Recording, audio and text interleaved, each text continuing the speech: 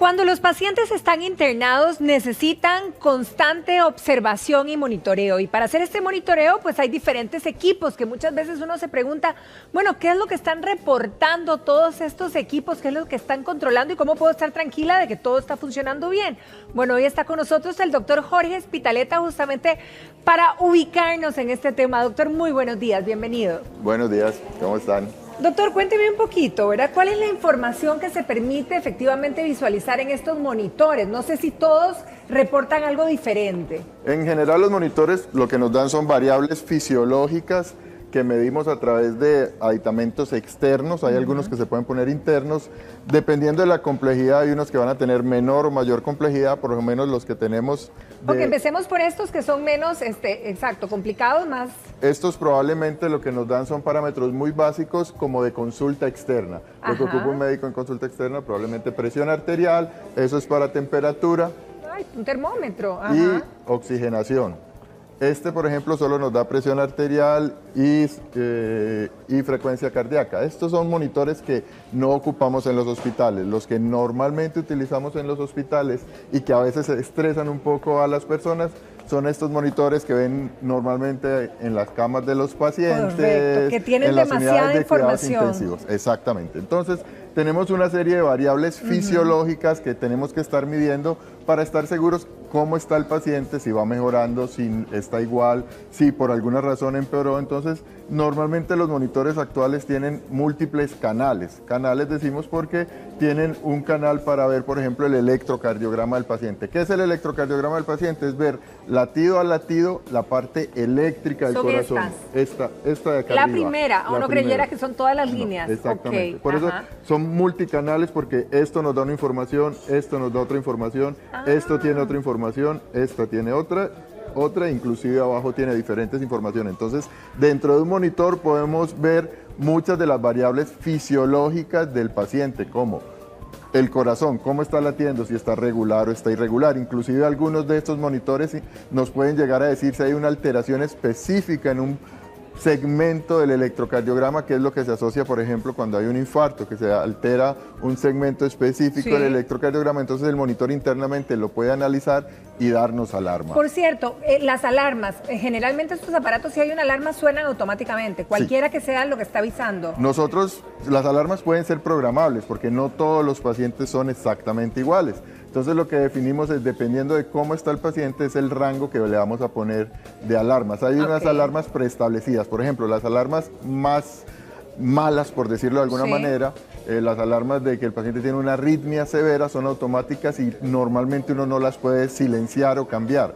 Las alarmas de parámetros que uno puede variar dependiendo del estado fisiológico del paciente, esas sí las puede monitorizar uno. Doctor, vamos a llamar a Vicente a ver si nos ayuda y vemos algo como en vivo y en directo, como si tuviéramos un paciente verdaderamente el día de hoy monitoreado por este aparato. Doctor, me pongo allá. Por acá, vamos, sí, por favor. ¿Cómo es que se procede? ¿Qué es lo que le va a hacer, Doc? Ok, bueno, el monitoreo inicial es un monitoreo electrocardiográfico que es básico. Este tiene 5 electrodos que se ponen en el tórax del paciente y nos van a empezar a aparecer aquí el trazo de la actividad eléctrica del corazón. Es muy sencillo colocar los electrodos. Este examen, o esto más bien lo que le va a poner ahorita, es para monitorear si él estuviera internado, o también podría prestarse como parte de un examen diagnóstico. El examen diagnóstico sería un electrocardiograma completo, un electrocardiograma que se llama de 12 o 15 derivadas, donde uno ve todas las caras del corazón definitivamente. Acá nos va a hacer solo una monitoreo. idea. Exactamente, nos va a dar una idea rápida. Vamos a ver cómo está el corazón de don Vicente Pepe. Esperemos que no haya sorpresas, ¿no? No, hombre, está súper bien. Ok.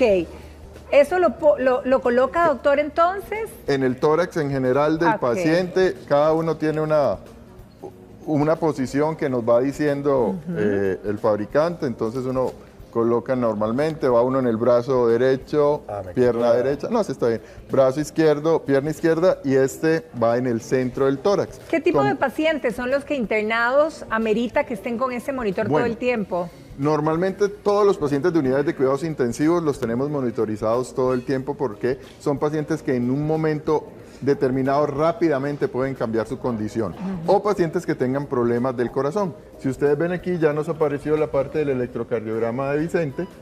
¿Es Y esta línea o las dos? Las dos líneas, Ok. es como la secuencia y podemos ver, digamos que está... ¿Qué está viendo ahí, Doc? Porque- Básicamente lo que nos vemos Ajá. es cuán rápido o lento está latiendo el corazón, 60, 69, 64. ¿Eso qué se llama? Frecuencia cardíaca, lo que cardíaca, llaman, digamos, exacto. hasta los que están haciendo ejercicio. Exactamente, ok. entre más ejercicio haga uno, normalmente menor frecuencia cardíaca tiene porque tiene mayor acondicionamiento. ¿Por qué le está físico. bajando? Eso está perfecto, 60 es normal para una persona joven, atlética, entonces uno lo considera normal. Entonces, por ejemplo, nada de eso, doctor. el monitor nos dice que frecuencia cardíaca baja, pero probablemente para la condición de él realmente no es baja. Entonces uno podría ir ok. a alarmas y modificar la alarma Una real de- persona, doctor, que no hace mucho ejercicio, por ejemplo, ¿sería normal entonces que estuviera más... un poco más alto. Más O alto. Hay cosas fisiológicas que también podemos ver, por eso les digo que estas alarmas las podemos ir variando. Por un paciente con fiebre es normal que tenga un poco de taquicardia, un paciente con dolor es normal que aumente la frecuencia del corazón. Entonces hay una serie de condiciones que no necesariamente son patológicas por sí solo que pueden alterarlo y por eso estas alarmas sí podemos modificarlas nosotros. ¿Esto de aquí qué información da? Esto de aquí nos da la 15, 14, ¿qué esta es es la eso? frecuencia respiratoria. Con estos mismos electrodos, Ajá. cada que el tórax se expande, el monitor sensa un movimiento y ese movimiento es la frecuencia respiratoria. Normalmente andamos entre 10 y 20 por minuto, entonces esto nos quiere decir que es normal. Si quisiéramos tomarle la presión, aquí por ejemplo con este, que es un aditamento muy Ay, importante. el que le ponen a uno en el dedito. En el dedo, exactamente. ¿Ese para qué es? Este nos da la oxigenación del organismo. Por decirlo de alguna De todo el manera, cuerpo. de alguna manera es como si uno tuviera un ferrocarril y los glóbulos llevan oxígeno. Lo que nos dice esto es cuánta carga de oxígeno tiene cada uno de esos camioncitos de oxígeno. Entonces nos dice que está saturando ¿Está bien? 94. Está perfecto, 95. Ahora, está muy doctor, bien. por ejemplo, una persona con insuficiencia cardíaca, ¿qué es lo que podríamos observar aquí? Ok, la insuficiencia cardíaca normalmente nos puede dar presión arterial baja, oxigenaciones bajas y los pulmones empiezan a tener problema y normalmente tiene frecuencias cardíacas elevadas intentando compensar la disfunción del corazón. Como el corazón se contrae con tan poca fuerza, normalmente el mecanismo de compensación es que tengo que aumentar la frecuencia cardíaca, entonces nos daría taquicardia por arriba de 100, 110 normalmente. Ok. En el caso de un hipertenso, por ejemplo, ¿qué notas podrían observar de que las cosas se salen de control o más bien están controladas? Normalmente, y eso es muy importante a veces para los hipertensos, la presión arterial la medimos con el manguito, eso es un método externo, no lo pongamos porque habría que quitar la manga, Ajá. pero nos dice, hay que quitar toda la manga. Nos dice si está controlado o no. A veces los hipertensos tienen la falsa costumbre o la falsa idea de que van y se controla la presión y la presión está bien. Sí. Y eso es lo que buscamos con el tratamiento. Entonces no pueden decir que no ocupan el tratamiento. Que no son hipertensos, porque está bien la porque presión. está bien la presión. Ok. Si estuviera descompensado nos daría o aumentos o disminución en la presión. A veces tenemos que disminuir los tratamientos de la presión arterial porque la presión empieza a bajar. O tenemos que optimizar el tratamiento porque la frecuencia se sube más de lo normal en los hipertensos.